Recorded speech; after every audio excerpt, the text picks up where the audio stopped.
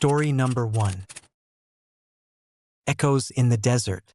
Winter in Nevada is deceptive. The scorching days give way to nights so cold they seem to pierce the very soul. In 1981, I found myself alone in the vast expanse of the Nevada desert, a place where the boundaries between reality and the supernatural blur beneath the indifferent gaze of the stars. What was meant to be a solo expedition to document the untouched landscapes of the Mojave had turned into a harrowing ordeal that would forever alter my perception of the desert's silent majesty. I was Ethan Mitchell, a passionate explorer with a thirst for uncovering the hidden secrets of America's most desolate terrains.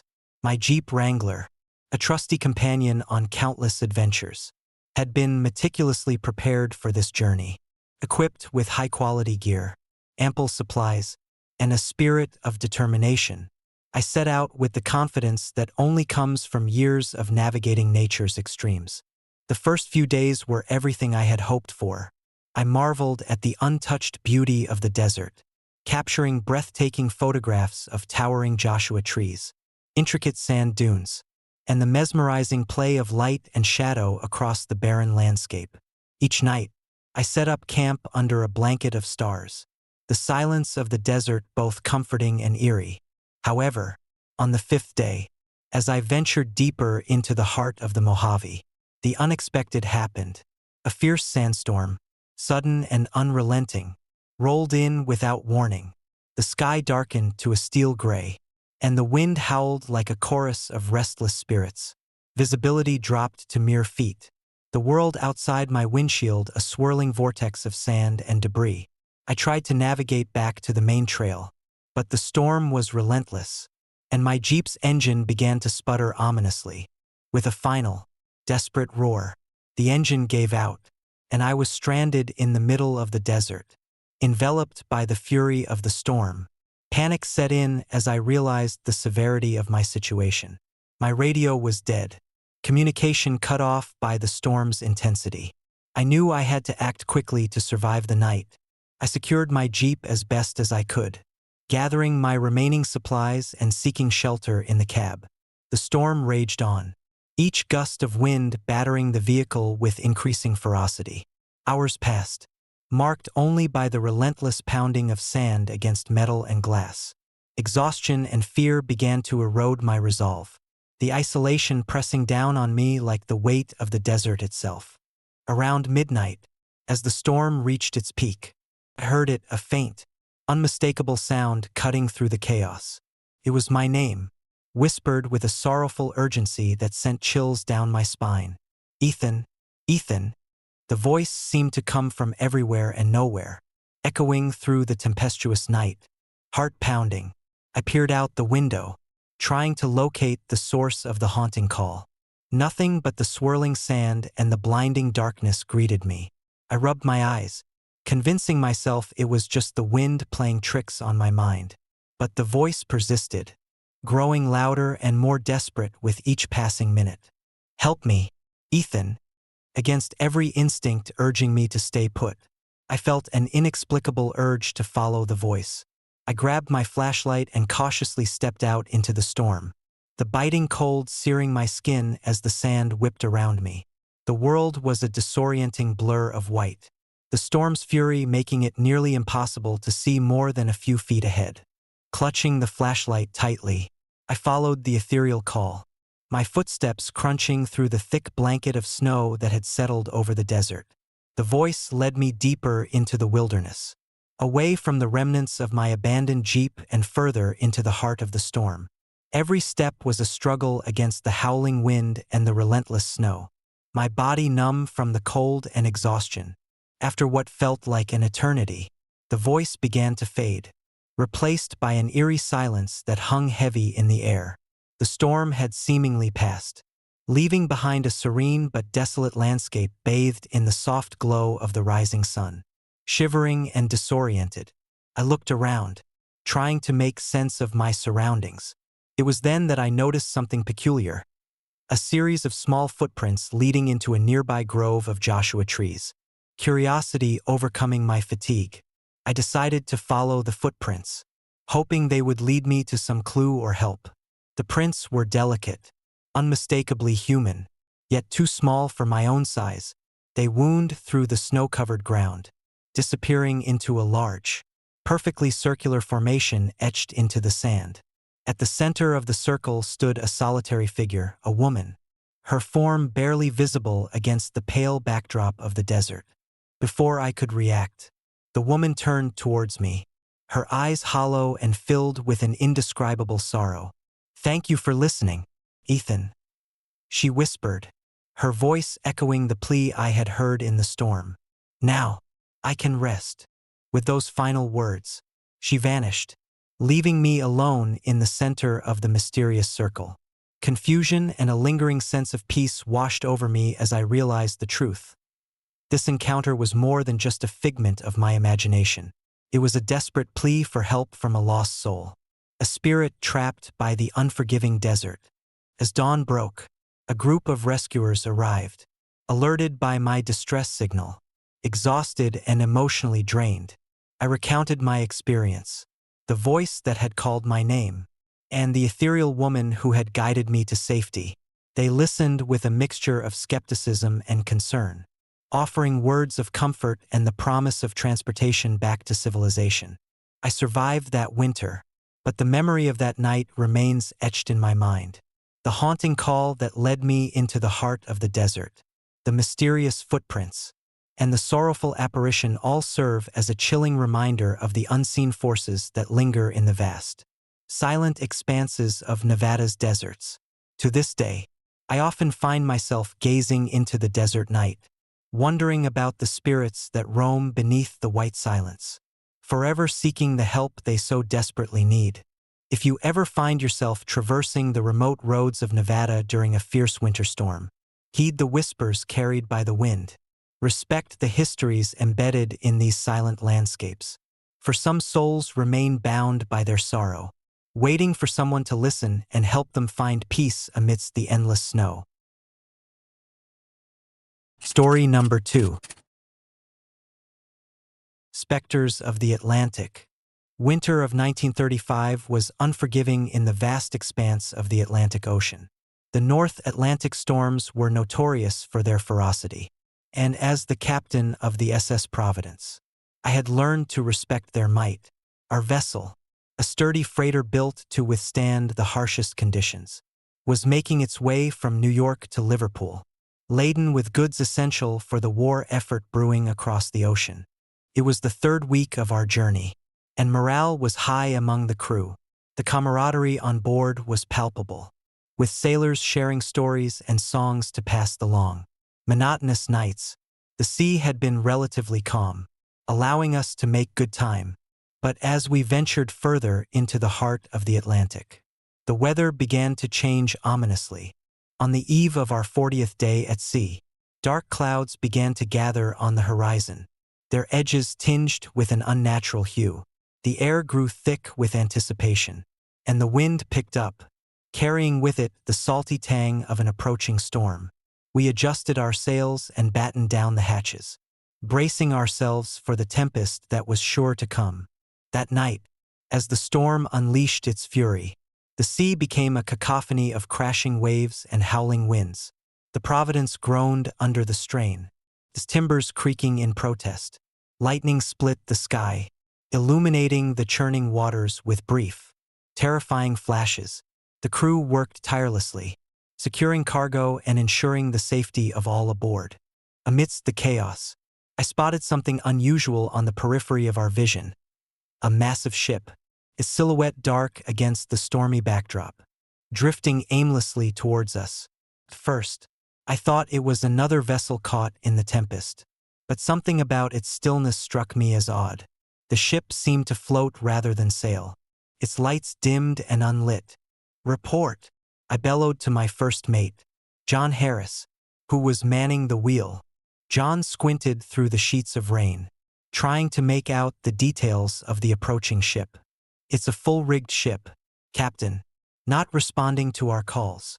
I frowned, uneasy about the apparition of another vessel so close during such a perilous storm. "Prepare to send a boarding party. We need to assess the situation." As dawn broke, the storm began to wane, leaving behind a blanket of heavy fog that clung to the sea like a shroud. Visibility was reduced to mere feet. The world around us a ghostly white void. The Providence slowed its course, positioning itself parallel to the mysterious ship. The boarding party consisted of myself, John, and two trusted sailors, Mike Thompson and Sam O'Reilly. We donned our heavy coats and sturdy boots, preparing to venture onto the stranger's vessel. The air was thick with tension, each step across the slippery deck amplified by the eerie silence that had fallen over the ocean. As we approached the deck, the ship's structure loomed before us, its woodwork immaculate despite the raging storm we had just endured. There were no signs of life, no lights on the cabins, no movement on the deck. The ship appeared abandoned, yet everything seemed intact, as if frozen in time. "Stay sharp," I warned, gripping my lantern tightly. "There could be hazards we haven't noticed." We entered the ship cautiously, the doors swinging open with a haunting creak.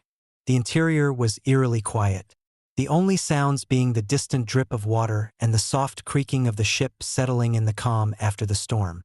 The cabins were spotless, their furnishings untouched by time or turmoil. It was as if the ship had been deserted suddenly, leaving behind all belongings and possessions. Exploring further, we reached the bridge, a room at the very heart of the vessel.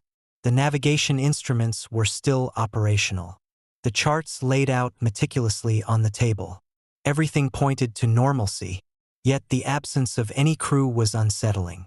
"Looks like they just vanished," Sam muttered, shaking his head in disbelief. Suddenly, a chill swept through the room, and the temperature plummeted. Our breaths became visible, misting in the cold air as a sense of dread settled over us. The lantern flickered, casting long shadows that danced on the walls. I felt an inexplicable urge to leave, to return to the safety of our own ship. But something held me in place. "Did you feel that?" Mike asked, his voice barely above a whisper. Before I could respond, a loud crash echoed through the ship, and the door slammed shut behind us. Panic surged through my veins as the room plunged into darkness, the only light coming from the flickering lantern. "Who's there?" I demanded, my voice steady despite the fear gnawing at me. Silence answered me, broken only by the distant sound of footsteps approaching. The lantern swung violently, casting grotesque shadows that seemed to writhe and move of their own accord. Out of the darkness emerged a figure, tall and imposing, dressed in the uniform of a captain from a bygone era. "Welcome aboard the HMS Spectre," the apparition intoned, his voice echoing unnaturally through the bridge. "We have been waiting for you." My heart pounded in my chest as I tried to make sense of the apparition before me. "What do you want? Where is everyone?" The ghostly captain's eyes, hollow and devoid of life, met mine. "We are bound to these waters, trapped by a curse that prevents us from finding peace. Your presence has rekindled the ancient bindings, and now you must decide stay with us forever, or help break the curse that holds us here." I exchanged a terrified glance with my crew, our breaths visible in the cold air. "How do we break the curse?" The captain gestured towards the window, pointing out into the vast, fog-covered ocean. "Beyond the mist lies the heart of the storm where the curse was first cast. Retrieve the amulet from the wreckage, and return it to the altar. Only then can we be freed from our eternal torment." Swallowing my fear, I nodded. "We'll do it." With that, the apparition faded, leaving us alone in the bridge once more, determined to save both ourselves and the tormented souls of the HMS Spectre. We set out to locate the wreckage mentioned by the ghostly captain. The storm had subsided, but the fog remained, thick and unyielding, obscuring our path and making navigation nearly impossible. Using the ship's instruments, we charted a course towards the coordinates indicated by the apparition. The journey was arduous, the fog limiting our visibility and the cold numbing our limbs. Hours passed in tense silence, the only sound being the creaking of the Providence as it maneuvered through the treacherous waters. Finally, we reached the location, a desolate stretch of sea where the fog seemed to part slightly, revealing the outline of the HMS Spectre lying partially submerged in the icy waters. Its bow broke the surface, the ship looking as though it had been abandoned in a hurry, sails tattered and rigging frayed. We launched a small dinghy, navigating through the shallow waters towards the wreckage. The closer we got, the more palpable the sense of dread became, the air thick with the sorrow of lost souls. As we approached the HMS Spectre, the temperature dropped further, and the atmosphere grew heavy with an unspoken sadness. Climbing aboard, we found the ship to be a mirror image of our own, intact and untouched, a ghostly replica suspended in time. At the center of the main deck stood an ornate altar, its surface covered in intricate carvings that seemed to pulse with an otherworldly energy. There, resting atop the altar, was the amulet described by the captain, a pendant of darkened silver, its surface etched with ancient symbols. Careful, cautioned, reaching out to take the amulet, the moment my fingers brushed against it, a surge of energy coursed through me, and the ship began to shake violently. Ghostly apparitions materialized around us, their eyes pleading for release. "We must leave now," John shouted, his voice barely audible over the tumultuous sounds surrounding us. With the amulet in hand, we hurried back to our dinghy, the ghostly voices urging us to complete our mission. As we rowed away, the HMS Spectre began to crumble, the once majestic vessel succumbing to the relentless forces of nature and the curse that had bound it for so long. We returned to the Providence, the storm now a distant memory, replaced by a serene calm that felt almost surreal after the chaos we had endured. Placing the amulet on the altar within our own ship, we watched as the symbols on its surface glowed with a bright, purifying light. The atmosphere shifted, the oppressive weight lifting as a sense of peace settled over us. The ghostly captain appeared once more, his form more translucent and serene than before. "You have done well," he said, his voice filled with gratitude. "The curse is broken, and we can finally find peace." With a final nod, his apparition faded, leaving us with a profound sense of accomplishment and a lingering connection to the souls we had helped to free. The Providence sailed on, the memory of the HMS Spectre and its tormented crew forever etched into our hearts. Years later, the story of that fateful journey remains one I share with fellow sailors and curious souls alike. The Atlantic Ocean holds many secrets, and the ghosts of the past continue to whisper their stories to those willing to listen. The encounter with the HMS Spectre taught me that even in the vast, indifferent expanse of the ocean, the bonds of love and duty can transcend death, offering redemption and peace to those lost to time. If you ever find yourself navigating the remote waters of the Atlantic during a fierce winter storm, remember the tale of the SS Providence and the ghostly captain who sought liberation from his eternal plight. Respect the spirits that linger beneath the waves, for some ships are more than just vessels. They are remnants of lost souls yearning for the peace that only the living can grant. Story number 3. The Light on the Plateau. Winter in Utah is a relentless force, shaping the landscape into a monochromatic expanse of snow and silence. The plateau, vast and unforgiving, stretches as far as the eye can see, its beauty both mesmerizing and intimidating. In January 1999, my wife, Emily, and I decided to embark on a camping trip to escape the chaos of city life. Seeking solace in the serene isolation of the high desert, we arrived at our chosen spot late in the afternoon, the sun casting long shadows across the snow-covered ground. The air was crisp, each breath a visible puff that lingered before dissipating into the cold. Setting up our tent was a rhythmic dance, our movements synchronized by years of shared adventures.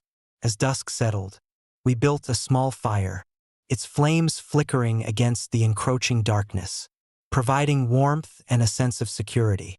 The first night was peaceful, the only sounds being the crackling of the fire and the distant howl of the wind through the barren trees.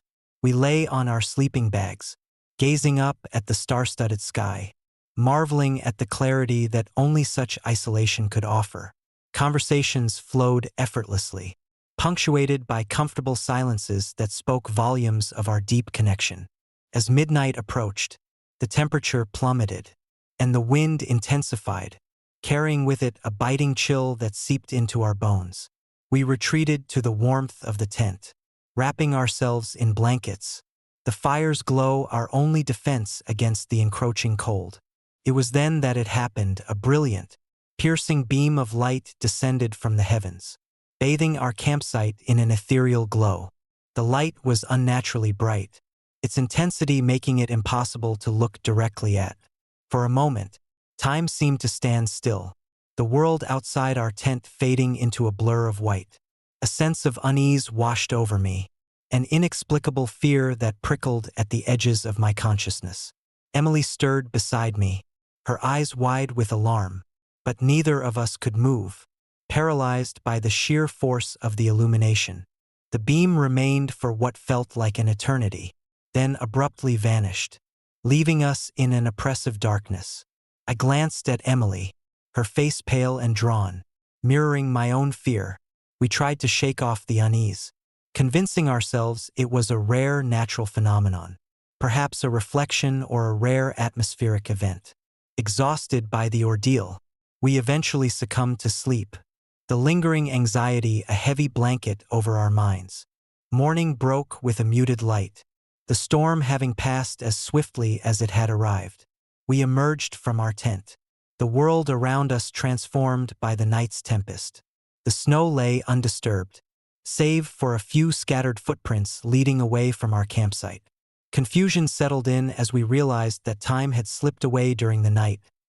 Hours had passed, yet it felt like mere minutes. Perplexed, we began to inspect our belongings, noticing something uncanny: the meticulous organization of our gear.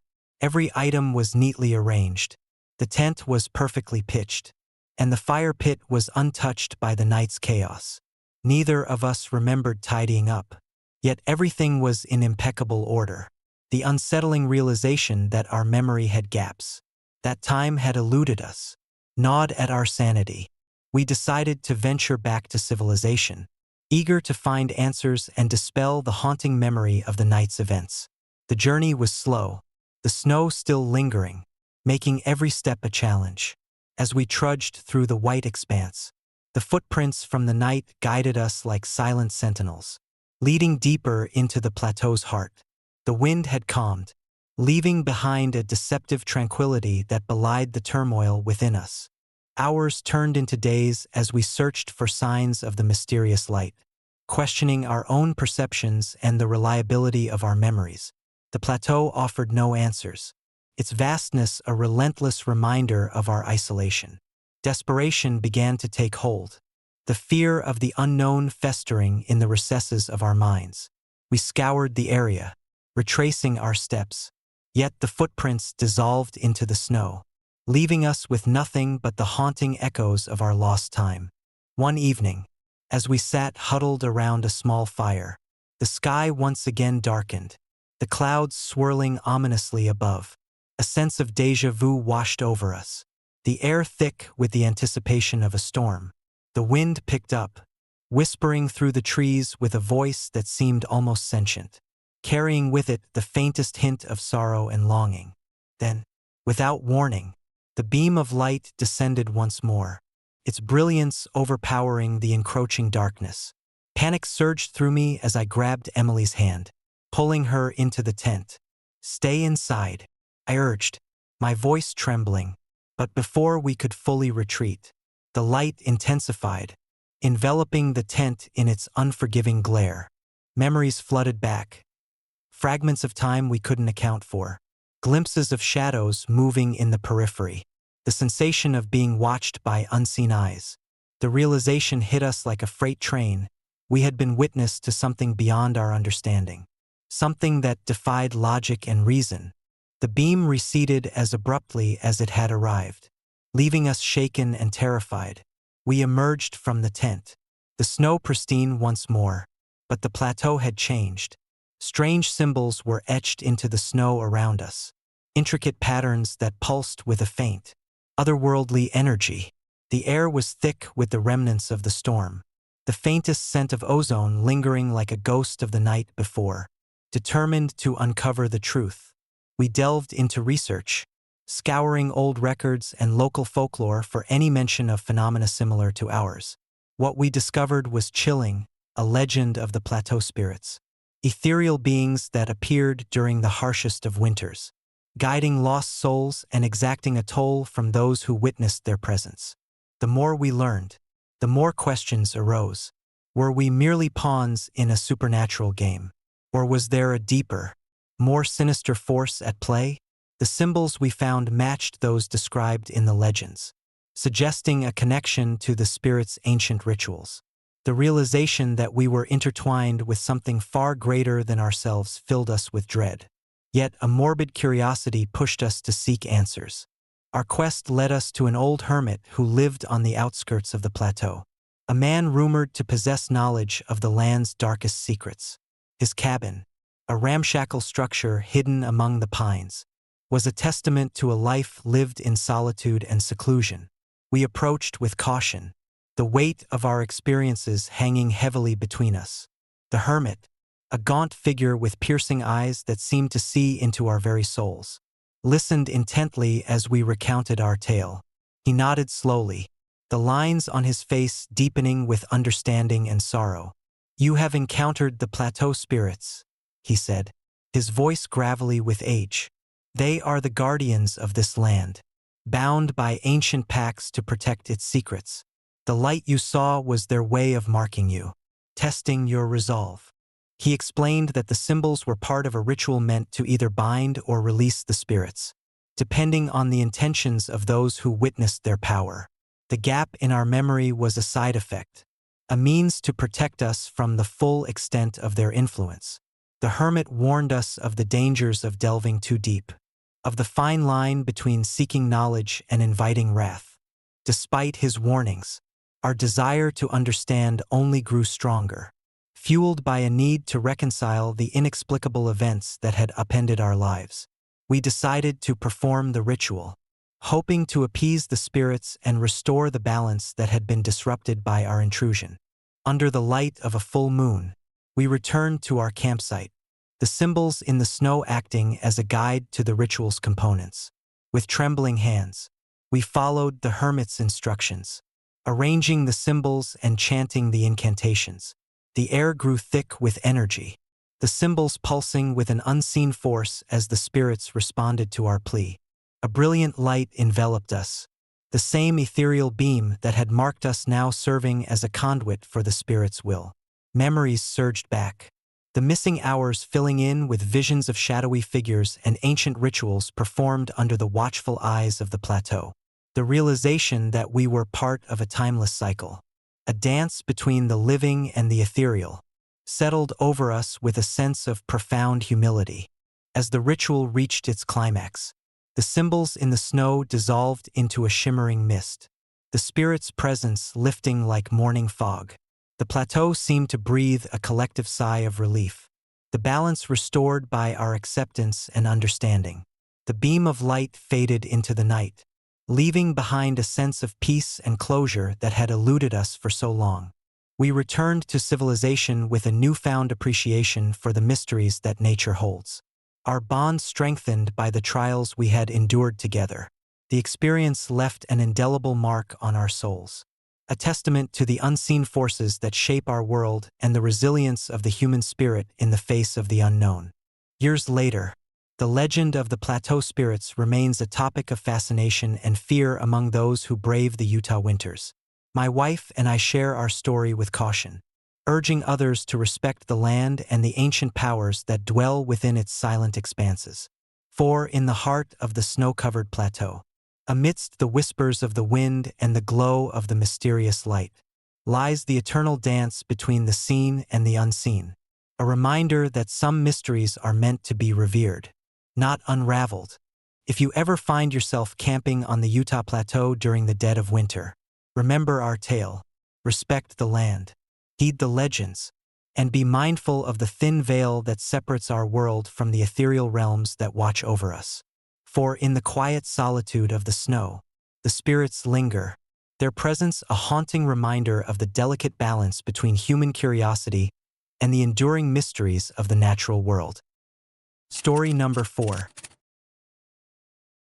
Whispers on the Frozen Plains. Winter in northern Canada is a time when the land transforms into an unyielding expanse of white, each snowflake adding to the silent, oppressive blanket that smothers the landscape. In 1964, I found myself navigating these desolate terrains, a solitary hunter driven by the thrill of the chase and the promise of solitude. My name is David Hartley, and what was meant to be a routine expedition quickly spiraled into a nightmare that would haunt me for the rest of my days. I had always been drawn to the untouched wilderness, the raw beauty of nature in its most unadulterated form. This trip was no different, armed with my trusted rifle, a map, and enough supplies to last a month. I ventured deep into the frozen heart of the Canadian North. The first few days were idyllic, the crisp air invigorating and the scenery breathtaking. Towering pines stood sentinel over the snow-covered ground, their branches heavy with ice, and the silence was broken only by the distant call of a lone owl. On the 5th day, a fierce snowstorm rolled in without warning, swallowing the sky in a tumultuous fury of white. The wind howled like a wounded beast, and visibility plummeted to mere feet. I had underestimated the storm's severity, a mistake that left me stranded in the middle of nowhere with no shelter in sight. Panic set in as the cold seeped into my bones, and the realization that I was lost began to take hold. Desperate to find refuge, I stumbled through the blinding snow, my breath visible in the frigid air. Hours passed as I wandered aimlessly, the storm showing no signs of relenting. Exhaustion and fear gnawed at me, my mind teetering on the brink of despair. It was then, amidst the swirling chaos, that I saw her, a figure standing motionless in the middle of the snow-covered field. She was a woman, her silhouette delicate against the ferocious storm, wearing a flowing dress that fluttered unnaturally in the howling wind. Her presence was both ethereal and unsettling, an anomaly in the midst of nature's wrath. My heart pounded in my chest as I approached her, the cold biting at my skin and numbing my fingers. "Can you help me?" I called out, my voice barely audible over the storm's roar. She turned to face me, her eyes reflecting a sorrow that seemed to pierce through the blinding white. "I can show you the way back," she whispered, her voice like the softest breeze despite the raging storm around us. Against every instinct urging me to stay put, I felt an inexplicable urge to follow her. She extended her hand, and without hesitation, I took it, letting her guide me through the treacherous blizzard. Her touch was warm, a stark contrast to the icy grip of the storm, and her presence offered a fleeting sense of comfort amidst the chaos. We moved in silence, the only sound the relentless howl of the wind and the crunch of my boots in the snow. The landscape around us seemed to shift, the familiar terrain transforming into an otherworldly expanse of white. Hours passed, and the storm began to wane, the tempest's fury gradually giving way to a deceptive calm.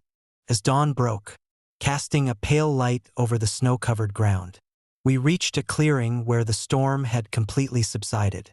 Exhausted and bewildered, I turned to thank her, but she was gone, vanished without a trace, leaving only a series of small, delicate footprints that led towards a frozen lake in the distance. Confusion and unease settled over me as I stood alone in the quiet aftermath of the storm.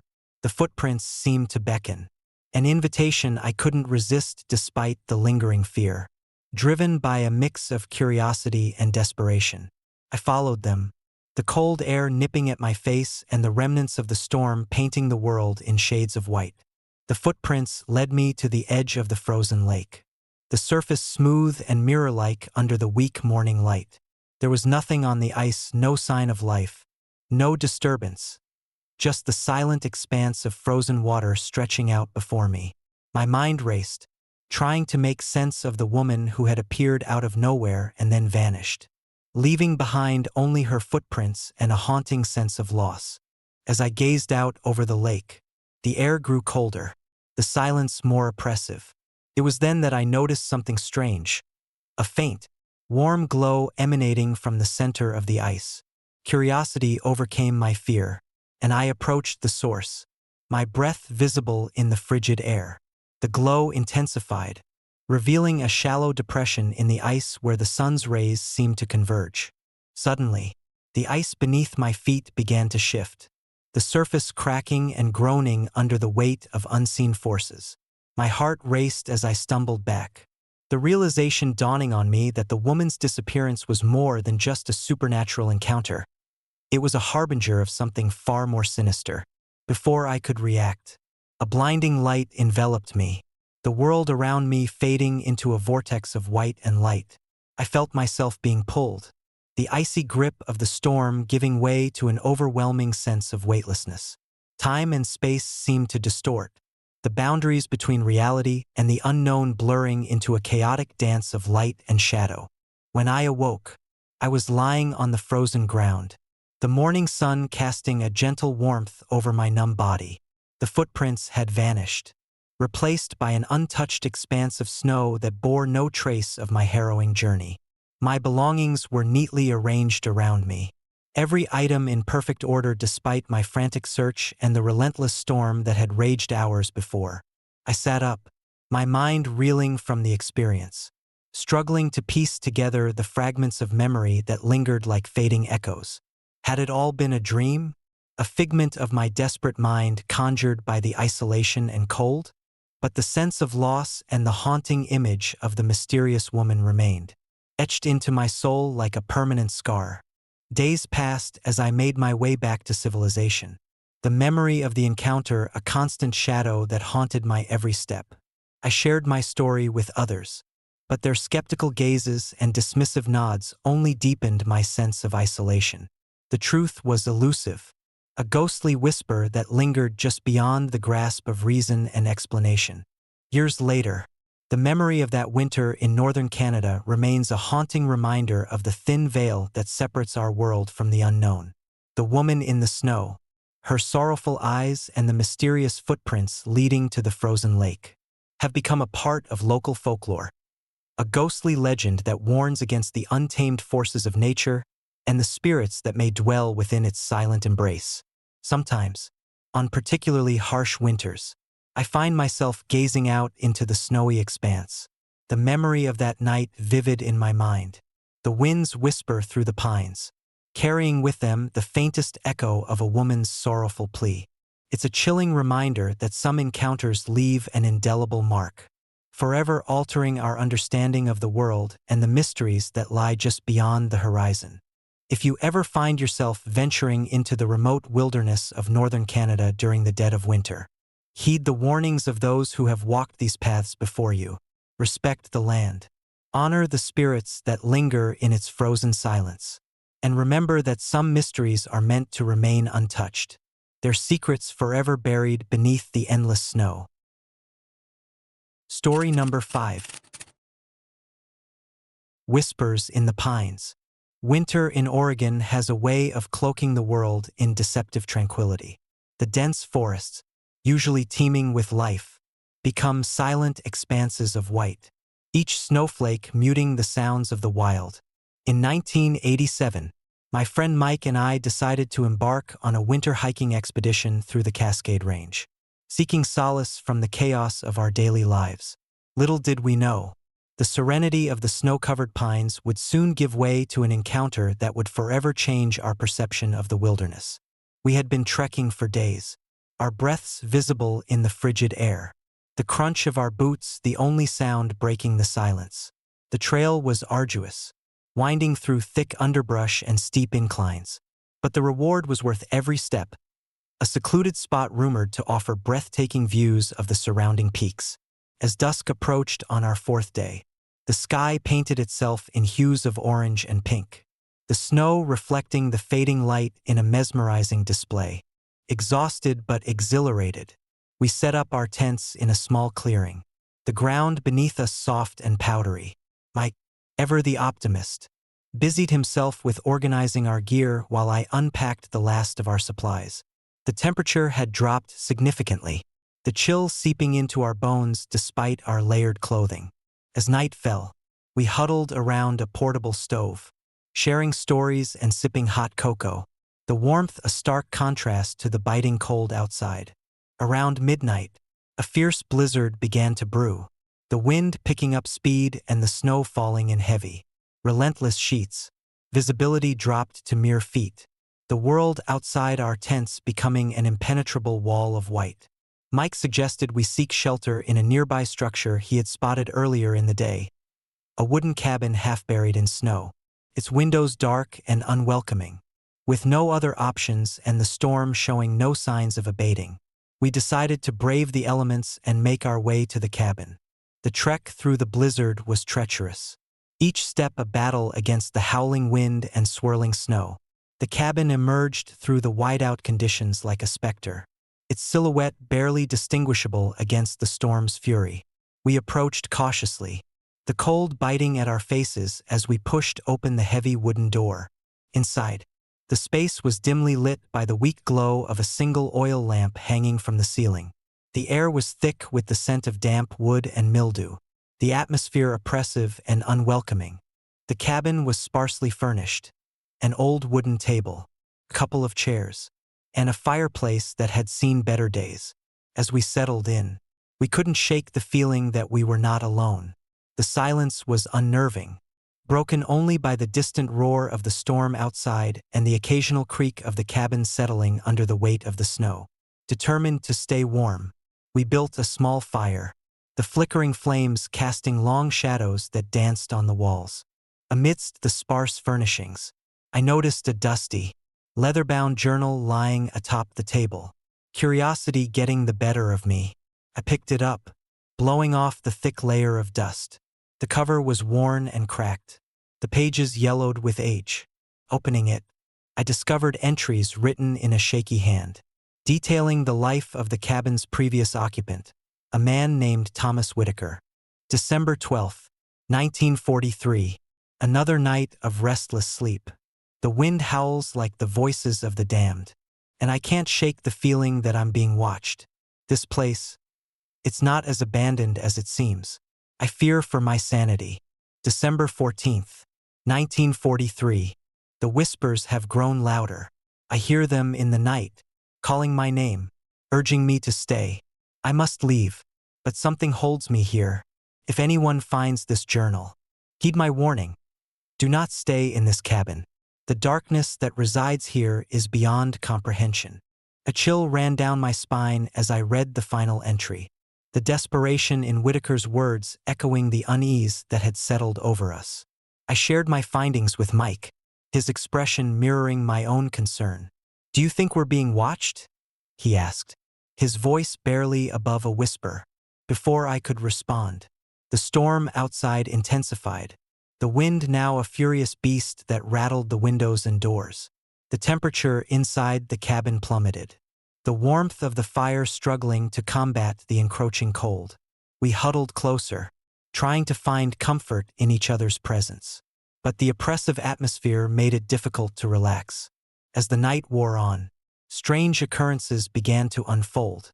Objects shifted inexplicably, chairs moved from their original positions, and our gear seemed to rearrange itself without explanation. The whispers described in Whitaker's journal seemed to manifest, faint and indistinct at first, then growing clearer and more insistent. "Stay with us." The voice seemed to murmur, a haunting plea that sent shivers down my spine. Mike and I exchanged uneasy glances, the line between reality and paranoia blurring under the weight of the storm and the cabin's eerie ambience. Determined to uncover the truth, we delved deeper into Whitaker's journal, searching for clues that might explain the cabin's sinister presence. The entries grew more frantic, detailing Whitaker's descent into madness as the whispers took hold of him, driving him to the brink of insanity. December 20th, 1943. I can't escape the voices. They're inside my head, tearing me apart. I've locked myself in the basement, hoping to find solace. But the darkness is suffocating. If you find this, please leave this place. It's not safe here. As I read the final, desperate plea. A sudden gust of wind slammed the cabin's door shut, plunging us into darkness save for the flickering light of the oil lamp. The temperature dropped further, our breaths visible in the frigid air as the cabin seemed to close in around us. Panic surged through me as the whispers intensified. Now a cacophony of desperate voices that filled every corner of the cabin. Mike grabbed my arm, his eyes wide with fear. "We need to get out of here," he urged, his voice shaking. "This place, it's haunted." But before we could make a move, the cabin began to tremble, the very foundation groaning under the weight of unseen forces. The oil lamp flickered violently, casting grotesque shadows that writhed and twisted on the walls. In a terrifying moment of clarity, we realized that the cabin itself was alive, its dark energies intent on keeping us trapped within its cursed confines. Desperate to escape, we scrambled towards the door, but it wouldn't budge. The whispers reached a fever pitch, a desperate symphony of sorrow and rage that threatened to drive us to madness. Just as hope began to fade, a brilliant flash of light pierced the darkness, momentarily blinding us. The storm outside intensified one last time, the wind tearing through the cabin with a ferocity that felt almost sentient. In that blinding moment, we felt an inexplicable force pulling us away from the cabin, the weight of our bodies lifting as if gravity itself had abandoned us. The storm roared around us, the snow blinding our vision as we were hurled back into the tempestuous night. When the light finally subsided, we found ourselves standing alone in the clearing where we had first sought shelter, the cabin nowhere to be seen. Breathing heavily, we looked around, the storm beginning to abate, the snow slowly settling into a serene blanket. Relieved yet shaken, we hurried back to our campsite, our gear miraculously intact and organized as if the cabin had never existed. The footprints leading to the cabin were gone, replaced by an untouched expanse of snow that seemed to erase any trace of our harrowing experience. As dawn broke, casting a gentle light over the snow-covered landscape, we packed up our gear and made our way back through the forest, the memory of the cabin lingering like a ghostly echo in our minds. We reached civilization with a mix of relief and lingering fear, the events of that night forever etched into our souls. Years have passed since that fateful winter, but the memory of the wooden cabin in the Oregon wilderness remains a haunting reminder of the thin veil that separates our world from the unknown. Mike and I often recount our story to others, the details vivid in our minds yet impossible to fully comprehend. The cabin's disappearance leaves us with unanswered questions and a lingering sense of unease, a testament to the supernatural forces that lurk in the heart of nature's most beautiful and treacherous landscapes. Sometimes, on particularly cold nights, I find myself gazing out into the dense forests of Oregon, the memory of the cabin's oppressive presence a silent whisper in the wind. The snow continues to fall, each flake a reminder of the night when we crossed paths with something beyond our understanding, something that defies logic and reason. If you ever find yourself hiking through the remote wilderness of Oregon during the dead of winter, heed the tales of those who have ventured before you. Respect the land and the unseen forces that dwell within its silent embrace. For some places hold secrets that are best left undisturbed, their mysteries forever buried beneath layers of snow and shadow. And remember, amidst the beauty of the snow-covered pines and the serenity of the silent forest, there lies a darkness that waits patiently, its whispers echoing through the trees, forever seeking to ensnare those who dare to wander too far into its haunted heart. Story number 6. Whispers beneath the dunes. Winter in the Middle East can be deceptively mild, but beneath the surface of serene nights and vast, undulating sands lies a history steeped in mystery and untold secrets. In 2015, I joined a team of archaeologists on an expedition to uncover remnants of ancient civilizations buried deep within the desert of Jordan. The allure of unearthing artifacts that had lain dormant for millennia was irresistible. And little did I know, our journey would lead us into the heart of an unsettling enigma. I'm Dr. Michael Thompson, a seasoned archaeologist with a passion for uncovering the past. Our team comprised experts from various disciplines, each bringing unique skills to the table. Among us was Layla Hassan, a brilliant linguist specializing in ancient scripts, and Ahmed El-Masri, our lead geologist, whose knowledge of desert formations was unparalleled. Together, we ventured into the harsh desert environment, driven by the promise of discovery and the thrill of exploration. Our base camp was set up near the edge of a sprawling dune field, the perfect vantage point for our excavation. The nights were cold, the temperature plummeting well below freezing, while the days brought relentless heat that scorched the sand. Despite the challenging conditions, the excitement of potential discoveries kept our spirits high. The first week passed without incident. We meticulously excavated layers of sand, uncovering pottery shards, stone tools, and fragments of what appeared to be an ancient structure. Layla spent hours deciphering inscriptions etched into the stone, her eyes gleaming with each breakthrough. Ahmed monitored the shifting sands, ensuring our equipment remained stable against the unpredictable desert winds. But on the 8th night, as the sun dipped below the horizon, painting the sky in hues of orange and crimson, an eerie stillness settled over the desert. The usual sounds of nocturnal creatures were absent, replaced by an oppressive silence that seemed to press down on us. As darkness enveloped the landscape, the temperature dropped sharply, the chill seeping into our bones despite our layered clothing. It was during one of our late-night shifts that the first sound emerged, a soft, haunting melody that seemed to drift across the dunes. At first, we dismissed it as the wind playing tricks on our ears. But the tune persisted, growing clearer and more distinct with each passing minute. Layla paused her work, her brow furrowed in concentration. "Do you hear that?" she asked, her voice barely above a whisper. We all strained to listen, the melody weaving through the desert night like a ghostly lullaby. The notes were unfamiliar, yet carried an undeniable sorrow that tugged at our hearts. Intrigued and unsettled, we decided to investigate the source, hoping to uncover the origin of the mysterious song. Armed with lanterns and a sense of foreboding, we ventured deeper into the dunes, the sand crunching beneath our boots. The melody led us further away from our camp, the wind guiding our steps as if the desert itself was beckoning us forward. Hours passed as we trudged through the shifting sands, the song never wavering in its melancholic cadence. As midnight approached, we stumbled upon an unexpected sight, a perfectly circular formation etched into the sand, its center illuminated by a faint, ethereal glow.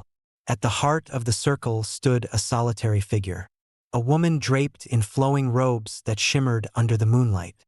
Her presence was both mesmerizing and terrifying, an apparition that seemed to materialize from the very fabric of the desert night. "Who are you?" I called out, my voice trembling with a mix of fear and awe. The woman turned to face us, her eyes hollow yet filled with an ancient sorrow. She extended a delicate hand, her fingers outstretched as if reaching for something beyond our grasp. "Do not follow the song," she whispered, her voice echoing through the stillness. "Leave this place, for it is not meant to be disturbed." Before we could respond, the wind picked up, swirling around us with renewed intensity. The sand beneath our feet began to shift violently, and the circular formation started to pulse with a dark energy that made the air thick with tension. Layla stepped back, her face pale with realization. "This isn't just a melody," she said, her voice shaky. "It's a warning." Suddenly, the ground trembled, and the dunes around us seemed to come alive, shifting and morphing as if the desert itself was awakening from a long slumber. The apparition of the woman began to fade, her form dissolving into the swirling sands. "Leave now." Her voice echoed one final time before disappearing entirely, leaving us alone amidst the chaos of the storm. Panic surged through us as the sandstorm intensified, the wind howling like the cries of lost souls. We scrambled back to our camp, the desert landscape now a nightmarish blend of sand and shadows. Our equipment was scattered, buried beneath the relentless assault of the storm. and the path back seemed to shift, leading us further astray. In the midst of the chaos, one of our team members, Jake, vanished without a trace. His disappearance sent shockwaves through the group, fear gnawing at our already frayed nerves. We searched frantically, calling his name into the howling wind, but he was nowhere to be found. The storm showed no mercy, swallowing us in its icy grip as we struggled to survive the night. When dawn finally broke, the storm had abated, leaving behind a landscape transformed by the night's fury. We emerged from our makeshift shelter, the first rays of sunlight piercing through the remnants of the storm. Our camp was in disarray, our equipment buried under layers of sand and ice. Most disturbing of all was the realization that Jake was still missing, his absence a haunting void within our group. Desperate for answers, we scoured the area, following the faint remnants of the melody that had led us astray. It was then that we discovered something chilling, a series of small, delicate footprints leading from the circular formation back into the dunes. Far beyond the reach of our lanterns, they matched Jake's size, yet the sand seemed to have reclaimed them, erasing any trace of their existence. Layla's expression was one of profound sadness and fear. "He's gone," she whispered, her voice breaking. Whatever that song was, it took him. The days that followed were a blur of exhaustion and grief, the weight of our loss heavy upon us. We abandoned the excavation, our dreams of discovery shattered by the desert's unforgiving embrace. The mystery of the haunting melody and the disappearance of our colleague left us with more questions than answers, our minds haunted by the whispers of the desert night. Years later, the memory of that fateful expedition remains etched in my soul, a haunting reminder of the thin veil that separates our world from the unknown. The desert holds secrets that defy explanation, its vast expanse a canvas for stories of sorrow and mystery that linger beneath the endless sands. Layla and I parted ways, each carrying the scars of that winter, our friendship forged in the crucible of loss and the supernatural.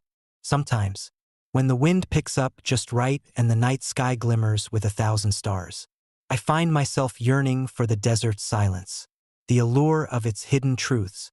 But the memory of Jake's disappearance and the haunting melody serves as a constant reminder of the dangers that lie in the pursuit of the unknown, and the restless spirits that guard the secrets of the sands. If you ever venture into the remote deserts of the Middle East, tread carefully and respect the land's ancient mysteries. Listen to the whispers carried by the wind, for some songs are meant to remain unsung, their melodies echoing through the dunes as a warning to those who dare to uncover what should remain buried. Story number 7. The Vanishing Express. Winter in Russia is not merely a season. It's an omnipresent force that shapes the very soul of the land. The year was 1972, a time when the Iron Curtain loomed large, and whispers of the unknown traversed the icy winds across the vast Siberian plains. I still remember that cold December night as if it were yesterday, the night the express number 47 vanished without a trace. I'm Ivan Petrov, a railway engineer with over 2 decades of experience navigating the treacherous terrains of the Russian railways. That December, I was assigned to oversee the maintenance of the tracks stretching through the desolate expanses of the Ural Mountains, ensuring that the lifeline of our nation remained unbroken despite the unforgiving winter. The express number 47 was a small, regional train, seldom making headlines but essential for connecting remote villages to the nearest towns. On that fateful night, the train was scheduled to depart from the remote station of Novaya Zemlya, bound for the bustling hub of Ekaterinburg. The passengers were primarily workers returning from the mines, their faces etched with the fatigue of laboring under the harshest conditions. As the sun dipped below the horizon, casting long shadows over the snow-covered tracks, I conducted my final inspection of the railway lines. The storm had been brewing for days, the forecasts predicting the worst of it. Yet, the express number 47 was running late, and I needed to ensure that the tracks were clear of any potential hazards that the storm might have concealed. The wind began to howl, a relentless beast that whipped the snow into frenzied spirals. Visibility dropped to nearly zero as the tempest unleashed its full fury. The night was alive with the sounds of creaking wood, howling wind, and the distant rumble of thunder. I made my way back to the control room, my breath visible in the frigid air, heart pounding with the urgency of the storm. Hours passed in a haze of whiteout conditions. The radio remained silent, the static interference too strong to receive any updates from the train's conductor. I tried contacting the nearest station, but the storm had severed all communication lines. Panic began to set in as the minutes turned into hours without any sign of the express number 47. At around midnight, the storm reached its zenith, the wind's rage making it impossible to see more than a few feet ahead. My phone buzzed with an incoming call, an emergency transmission from the train's conductor, Alexei Ivanov. His voice was strained, laced with fear. "Ivan, we're stuck. The storm hit us hard. Visibility is zero. We can't move. Please, send help." Relief washed over me, tempered by the fear that no help would arrive in time. I immediately alerted the rescue teams, but the storm was unforgiving, cutting off any chance of swift assistance.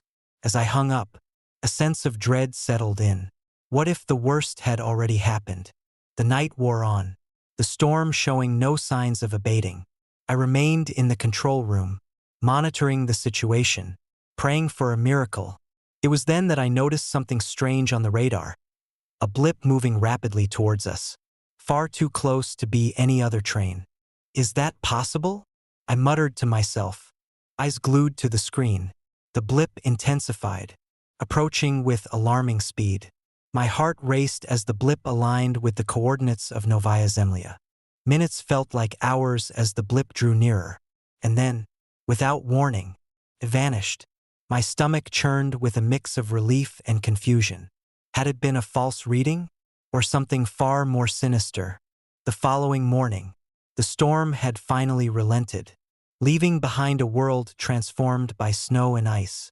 Rescue teams trudged through the aftermath, their breaths visible in the cold air as they searched for any sign of the missing train. As dawn broke, the most chilling discovery was made. The express number 47 was found abandoned in the middle of nowhere, its engines cold, lights dimmed, and doors wide open. There were no signs of struggle, no trace of the passengers, only the eerie silence of an empty vessel trapped in the frozen wilderness. The only evidence of their abrupt departure was a set of frantic footprints leading away from the train, disappearing into the surrounding snow-covered dunes. No footprints of the rescuers led back, as if the passengers had vanished into thin air. Questions swirled in my mind. How could an entire train disappear without a trace? What had driven the passengers to flee in such panic? Theories ranged from mechanical failure to supernatural intervention, but none could provide satisfactory answers. Determined to uncover the truth, I decided to visit the site personally. Despite the lingering fear that had taken root in my heart, the journey was arduous, the snow making every step a struggle.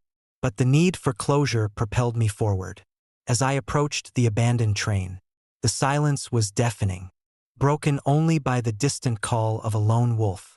Inside the carriage, everything was as if frozen in time, personal belongings neatly arranged, the scent of burnt oil lingering in the air, and an unsettling feeling of being watched. I wandered through the empty compartments, the weight of absence pressing down on me.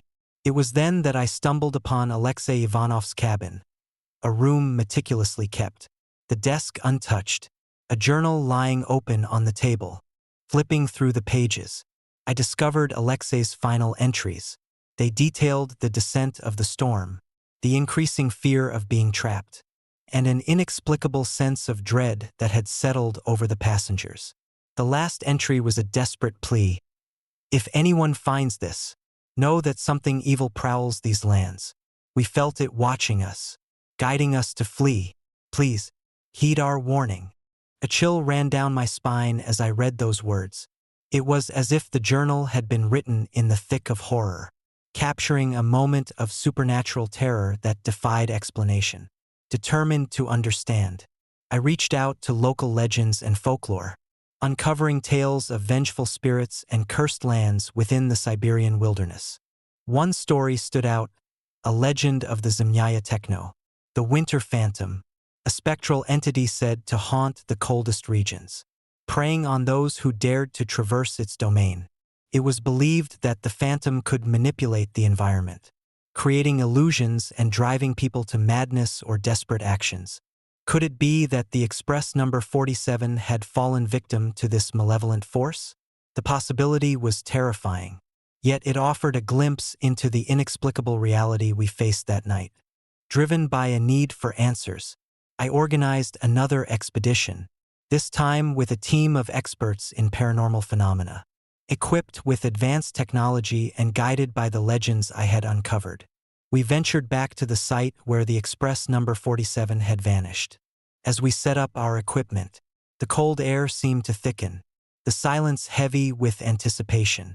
The days were spent meticulously scanning the area, capturing data, and searching for any residual energy that might explain the train's disappearance.